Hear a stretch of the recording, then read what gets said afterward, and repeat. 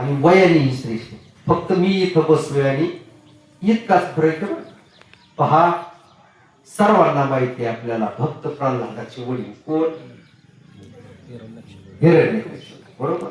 मृत्यू टाळण्याचा प्रयत्न केला हिरण्यकशिपू. साधना केली, वरदान मागितलं, अमरत्व द्या. पण सांगितलं अरे येथ उरो नाही आले अवतार, येरती पामर जीव किती. इथं देवाने अवतार घेतला तर देवाला सुद्धा जावं लागलं बाबा, इथं अमर होता येत नाही. ब्रह्मदेवाला सुद्धा मृत्यू येत. बरोबर. देवाने अवतार घेतला, देवाला सुद्धा जावं, तुला कसं राहता येईल? मग त्याने युक्ती केली.